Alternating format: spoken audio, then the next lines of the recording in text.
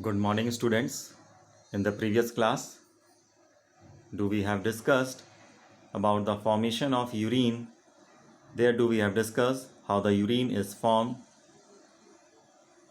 by the filtration of blood within our kidneys.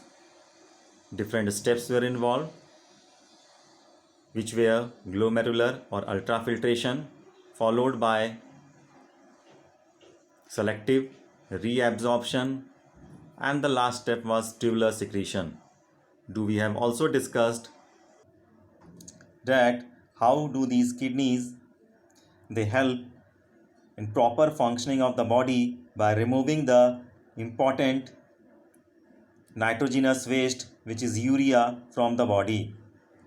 If it would not be functioning properly, what it may cause, it may result in the accumulation of certain toxic chemicals or toxic metabolites within the body, and which would be harmful for the body for its proper physiological aspect.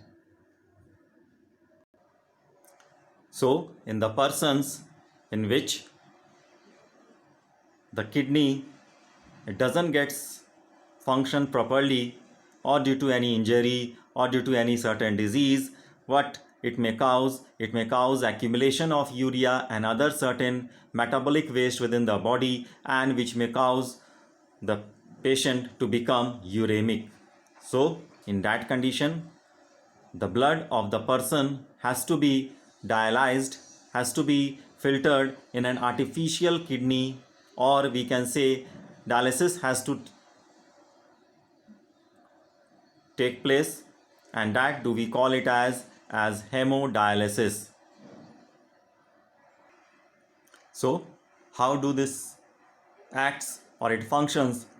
Let us try to understand about the artificial kidney or the mechanism of hemodialysis. It consists of a chamber in which dialysing fluid is filled. That fluid, which is dialysing in nature, it is having the same osmotic concentration as to the blood as compared to it, except certain metabolites like creatinine or urea and other certain salts would be missing. And it within the chamber, cellophane tubes are present that you may see that we have drawn in the diagram. These are having the permeability, and let the metabolites are diffused out into the dialysing fluid. So what is done in the condition? Let us try to understand. The blood of the patient, of the uremic patient, we may say, is taken out from an artery, which is the radial artery, and it is taken away and it is cooled down up to certain temperature and mixed with an anticoagulant, which is heparin. Means anticoagulant means it will not let the blood to clot. As we know, within our blood certain clotting factors, certain cells are present which makes them to clot. So by the addition of heparin, which is an anticoagulant, the blood will not clot. Now it is connected to that particular chamber, which is the dialyzer machine, and it is connected to the cellophane tubes. So as the blood passes through these cellophane tubes, what it causes the diffusion of the certain substances like urea, creatinine, certain salts into the dialysing fluid. As we may observe, from one of the chamber, the fresh dialysing solution is inserted, and as these certain metabolites are diffused into the dialysing fluid, it is also to be removed away from time to time. So it is being collected through the help of an tube into another container, in which we can say used dialysing solution is kept it here, and it is stored, and this used dialysing solution will have more amount of urea, with much amount of urea and salts and creatinines that has been removed away from the blood.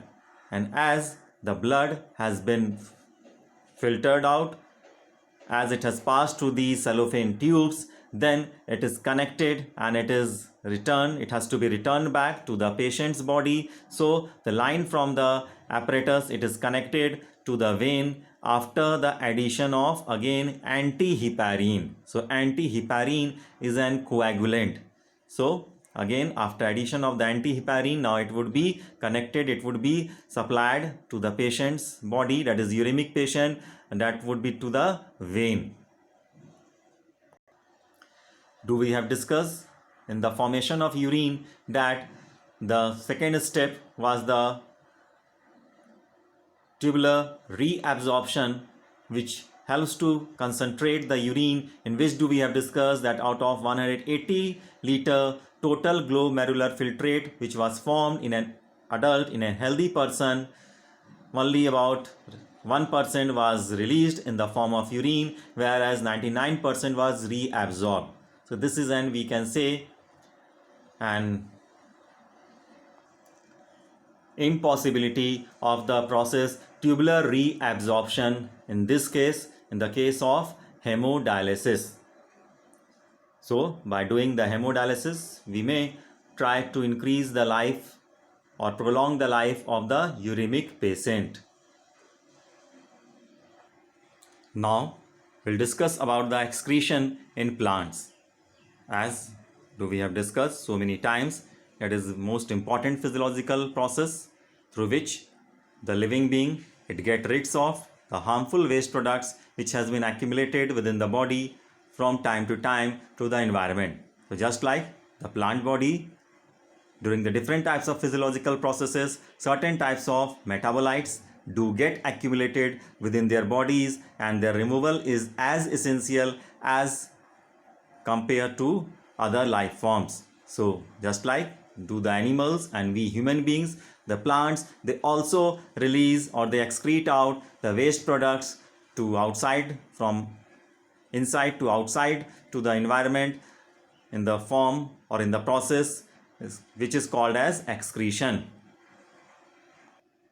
So plants, during the process of respiration, which do they perform, the gas which is carbon dioxide which is accumulated, do they release during the night time?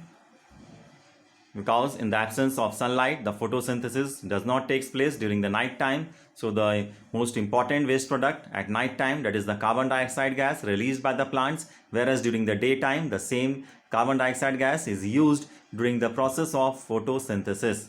Whereas we have also discussed during the process of photosynthesis, the plants, they release the gas oxygen, and which is released to the environment, and it is also helps to maintain the carbon dioxide and oxygen cycle in the nature. Just do like the plants, they also release certain waste products which are liquid in nature.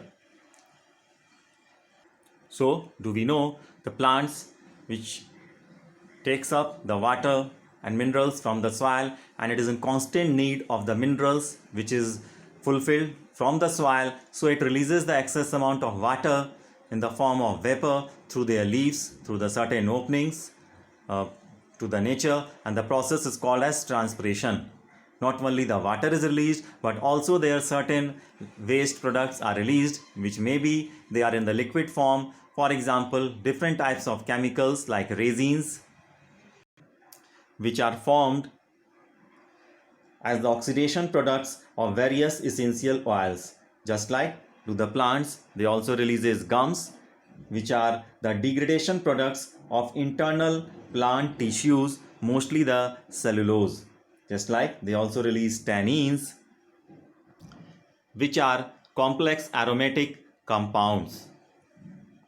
And most importantly, the latex, that do we also know and we are acquainted that the rubber plant, it exudates the latex, which is an excretory product and which is used in the certain tire industry. Plants, they also release certain types of waste products which are solid in nature. For example, salts of calcium oxalate and salts of calcium carbonate, they gets deposited in the form of crystals. So these substances are stored in the central vacuole of the cells.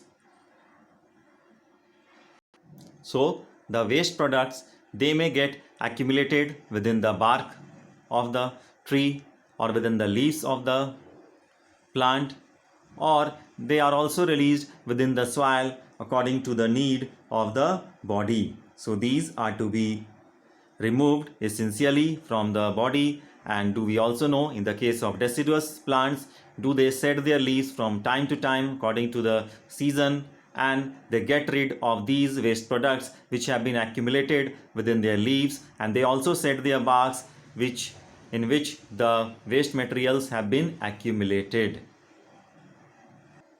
So till so far here we have completed the lesson life processes. In the next class we will start a new lesson. Thank you. Have a nice day.